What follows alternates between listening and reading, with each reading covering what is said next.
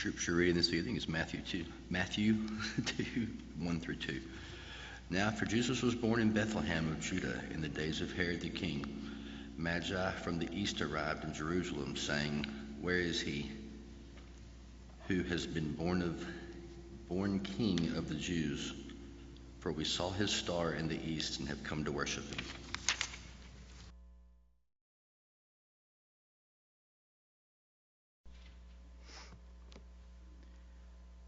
You know, I think we all know the story of the wise men. I think that most of us know that there wasn't necessarily three. It might have been three, might have been two. It has to be a plural, right? So it can't be one. It could have been it probably was far many more than that that came to see Jesus on that night. I think one reason why we kind of get stuck on the three is because they gave three gifts, but that doesn't necessarily mean only three particular men. They weren't ever even at the stable. They were never at the stable where Jesus was born. It doesn't even say they were there. The only ones that came to the stable were the shepherds, and there were other people there in the stable, but the shepherds were the only ones that came on that particular night. A couple of weeks ago, I had the opportunity to be in the class with the teenagers upstairs, and we talked about these things. We talked about what we think we know about the story of Jesus' birth and whether or not that was really in the Bible or not, because, quite frankly, I'm always amazed every Christmas season at how the Christ-believing religious world has it so wrong. Has scenes and different things of that nature out there, showing things, telling things, and yet it's not what is in the biblical account. And I think that says something as to maybe why we have some of the problems that we have. Their arrival, the wise men's arrival, was probably about a year after Jesus' birth, and they came to the house, not the stable, they came to the house where Mary and Joseph and Jesus were. I can understand this. I can understand that probably Nazareth wasn't the greatest place to live anymore, right? Because I don't think a lot of people in Nazareth probably believe the "I'm pregnant by God" argument, don't you think? Don't you think they're all saying, yeah, that's a new one. Haven't ever heard anybody come up with that one before. But while it was true, I figure life in Nazareth was a little bit difficult for Mary. And so they may have very well decided to remain in Bethlehem for a time at any rate. And they were there here when the wise men came. What we see when we think about the wise men is, yes, they have that name, we call them that, but they demonstrated it too. They showed wisdom in their actions. They were wise men in more than just that name. And I want us to examine the wisdom of these men this evening. Number one, we see that these men were told to watch for something by someone, and they listened and acted on it, and that was wise. When we think about this story, it says that they came from the east. Now, when we read that term, the east, we're talking about Persia, Babylon areas. And so they came from that area. And I think we can I think we can consider some things as a possibility as to why these men knew what they knew, in that they are coming from an area where the Jews have been in the past, where they were in captivity.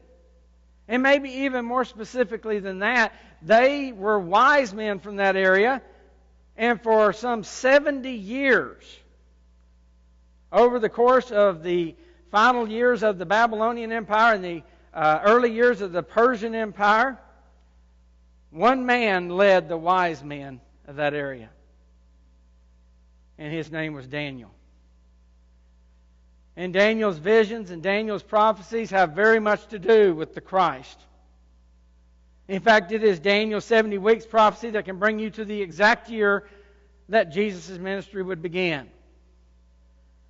And so these men have a history there that you can go back and you can find a true prophet, a true wise man, which Daniel proved to be the greatest wise man that ever was, because of what God gave to him. And it is very possible that some of what these men knew might have been as a result of him being the head of the wise men some 500 years earlier. We look at the gifts, and we're going to talk about those in just a moment. But we see that those gifts are they have an accuracy of knowledge to them of who and what Jesus would be. Somebody has told them something. Somebody has told them that Jesus, the King of the Jews, has been born. Somebody has told them what the star meant. They had knowledge of who Jesus was, why he was here, and what that star meant.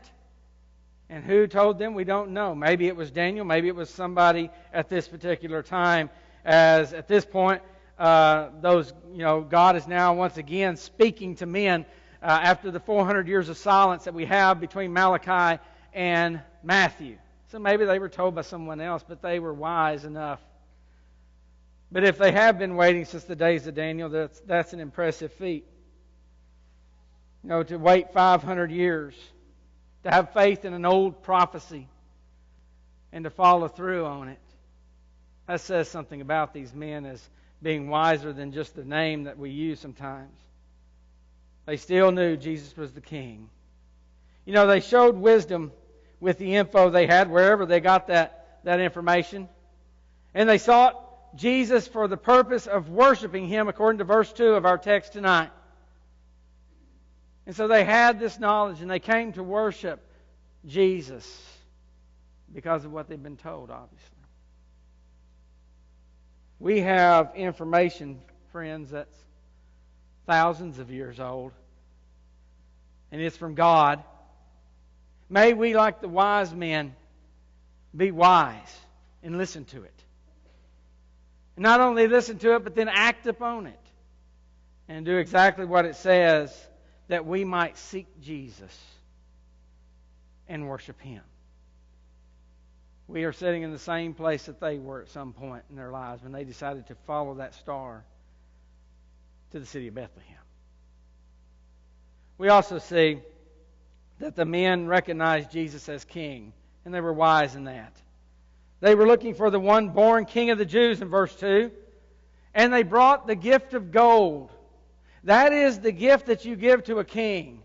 You give a king gold, so they bring a gift that is indicative of something that is given to a king, and they are seeking a king, and so logically they would bring that. 1 Timothy chapter 6 and verses 15 through 16, Paul, in one of his doxologies, says this: He who is the blessed and only sovereign, the King of kings, and the Lord of lords, who alone possesses immortality and dwells in unapproachable light, whom no man has seen or can see, to Him be honor and eternal dominion. Amen. To the King of kings, and the Lord of lords, the only sovereign. Jesus is the only, God is the only place in which He is truly sovereign, in that He truly derives His power from Himself. Everything else in this world, everything else in existence, derives its power from somewhere else. We talk about the sovereign United States, but we're not sovereign because all government is ordained by God. And it derives its power from God, because He is the true one sovereign, and Jesus is that. We are a part today of the kingdom of Christ, of the kingdom of heaven. And there's one thing that a kingdom has to have. It has to have a king. And ours is Jesus. They recognized authority even in a child. And they came to worship that child, even as they recognized His authority even at such at an infant age. We too must be wise and recognize the authority of Jesus and submit ourselves in all things to His rule. When we look at the model prayer and He says, Your kingdom come. Yeah, He's talking about that they are preaching that the kingdom of heaven is at hand, but there's also an aspect that the kingdom comes to my life as I submit myself to the rule of the King over it. And His rule comes to my life. And we need to seek to do that. That's what Paul is talking about in Colossians chapter 3 and verse 17 when he tells us that all that we do in word or deed, do all in the name, or in other words, the authority of Jesus Christ. Submit ourselves to His rule. When you became a Christian, You were moved or transferred from the kingdom of darkness into the kingdom of His dear Son, according to Colossians chapter 1 and verse 13. What a glorious day that truly was. The wise men recognized Jesus as a king. They were also wise in that they recognized Jesus as a priest. They gave Jesus the gift of frankincense. That was a gift that you gave to someone who was a priest. Why or how they knew to give this gift is unknown. I don't believe it's an accident. I don't believe they just thought, frankincense sounds good. Let's do that. And it just happened to fit in with who Jesus was. They may have learned of Jesus' priesthood. They may have knowledge from when Daniel was there or when the Jews were there. They may have known what the Psalms said about Jesus, right? When you look at Psalm 110 and verse 4, and it tells us that He is of the priesthood of Melchizedek, of the order of Melchizedek. Maybe they understood that too. Hebrews chapters 5 through 7 makes it clear that Jesus is our high priest. And yet under the old law, He could not be a high priest under the old law because He was not of the tribe of Levi, but instead of the tribe of Judah. And the writer of Hebrews says, well, that's fine. That's not a problem. Because He's not of the Levite priesthood. He is of the order of Melchizedek. And He stands on our behalf before God, having endured all things that we have endured in this life, but without sin. He has endured all the temptations that you and I have endured, yet without sin, and He stands there as our high priest, understanding the difficulties of our lives. John chapter 14 and verse 6, Jesus said, I'm the way, the truth, and the life, and no man comes to the Father except through me. Jesus stands between me and the Father, and I have to go through Him, or I have to do it according to Him if I am going to get there. He stands as priest. Mediator is the one between me and the Father in heaven. He is the only one that occupies that position. We have a singular high priest who is perfect and capable of bringing us exactly where we need to be with God. We also see that the wise men recognized Jesus as one who would die. You might say, well, Nathan, everybody dies. Yeah. But I doubt we give gifts with when a baby's born. I doubt we give gifts that are already thinking about that time. That should be 70, 80 years in the future. We're not giving gifts at that point in regard to it. But when they gave that gift of myrrh, that was a gift given to one that was to prepare them for death. It was a type of perfume. Very similar to what we see in John chapter 12 when Mary takes that pure nard and she pours it onto Jesus' feet and she wipes it there with her hair. And she was preparing Jesus for His death. One of the few people that seemed to get what was going on, because all the men sitting around the table on that particular night, 6 days before the cross, were all saying, you are not going to die. But precious Mary, who Jesus said people would talk about because of what she did for all time. And here we are talking about her tonight. She seemed to understand. And she did something wonderful and profound to prepare Jesus for His death that would surely come. For these wise men, myrrh is an odd gift. But it may very well for us indicate a greater understanding of Christ's purposes than we sometimes give these wise men credit for. It's almost like we think that they came and they had no idea of who He was or what He was. Why would you travel all that way? It was a long journey, folks. There may be a reason why it's almost a year after Jesus' birth before they show up. It's not an easy journey from Babylon and Persia. There's no straight line to it. You have to go north and then you have to come down. It's a long journey. It's a difficult journey. They would have had to prepare for it. These men had an understanding of what was going on. And they give this kind of odd gift here, understanding that Christ's purpose in this life was to die. Was to go to that cross. We need to be wise. And we need to keep the death of Christ in our minds and give the gift of our lives in return by the way that we walk, by the way that we live on a daily basis. That we, as Paul said, that we walk worthy of that sacrifice. That we walk worthy of His death. That we walk in a manner where we are always trying to be the very best that we can be in light of what has been done for each and every one of us. It is wise to never forget what Jesus did to save us. And it required a death. And they gave a gift accordingly. And lastly this evening, the wise men listened to God rather than to men. You know, Herod had told them, you remember they had stopped by Herod on the way toward Bethlehem, and they were asking about it, and Herod was like, hey, let me know when you find him. I want to come worship him too. Now we all know that Herod was absolutely lying. He had no intention. He was paranoid as anybody you'll ever know. And he was seeking to kill Jesus. But Herod he told them to come back and tell him where the child was. But verse 12, God tells them not to instead to go a different way, to return home a different way.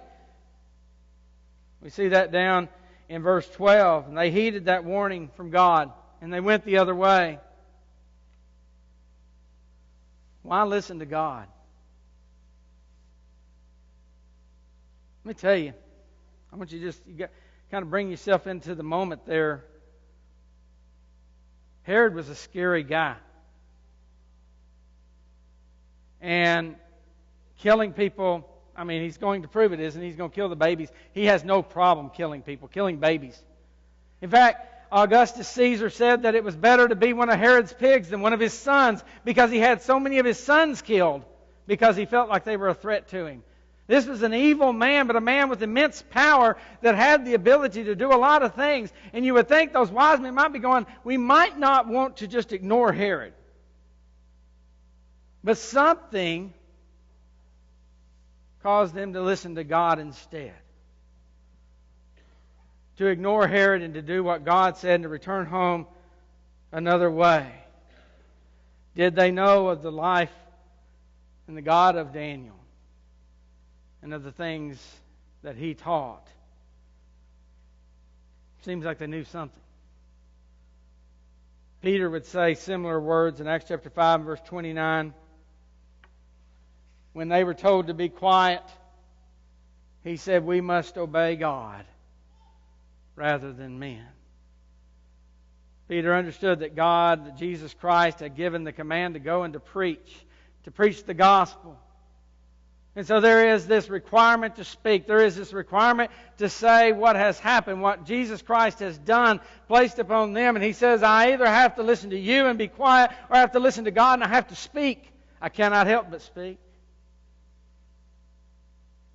You be the judge, he asked them. Who should I listen to? Well, that's a question those guys don't want to answer, right? Because they know better than to say, well, you should listen to men.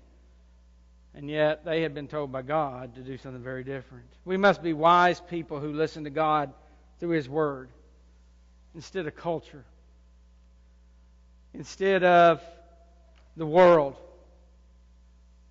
instead of people with power. There may be a day when people with power like Herod say, do this. And God says, you do that.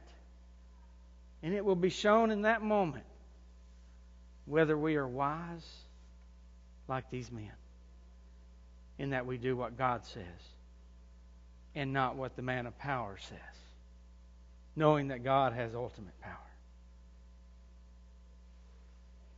So in conclusion, are we wise tonight?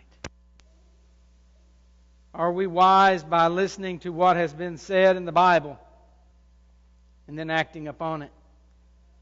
Are we wise by submitting ourselves to the reign of the King of Kings and the Lord of Lords? Are we wise by appealing to Jesus, our high priest, and the only one who provides access to the Father's arms? Are we wise by always living in remembrance of the death of Jesus Christ that gives us the spiritual life that we have the blessing to be able to sit here in tonight as His children? Are we wise by listening to God and only God for how to live in this life? I hope you are. I hope you're wise like these men were that night when they came to see Jesus. Do these things, and you will be wise, and you will find Jesus just as they did. And you will be able to worship Him just as those wise men did. You can give Him gifts. The gift of your life. The gift of your actions. You can offer Him a living sacrifice, as Paul said in Romans chapter 12. You can give Him the gifts of your life and your choices, just as the wise men did in Matthew chapter 2. And in so doing, you too will be truly wise. We have in Ecclesiastes and Proverbs, and even in some of the Psalms, we have some wisdom there, right? Things we call wise. We talk about Solomon and his wisdom. And yet, Solomon had wisdom, and yet he threw it away for sinful living. Instead of being one of the greatest kings that Israel ever knew, he became one of the worst. But may we be wise and use that wisdom in service to God and always serve Him. This evening, if you have not come to Jesus, if you have not sought Jesus, if you have not looked for Him, know that you need to. That your life is in need of His saving power that was there, that's found there in His death. And if you need to come to that, maybe you don't know what you need to do, we'll sit down with you and we'll show you what He says. Doesn't matter what Nathan says. But if you do know, then don't delay. Maybe you're a child of God, and maybe you're at one point with living a wise life, but you've let things cause you to be foolish. Return to the wisdom that can save you. Return to the Jesus that you need to come to and worship. If we can help you with that this evening, won't you let us as we stand and as we sing.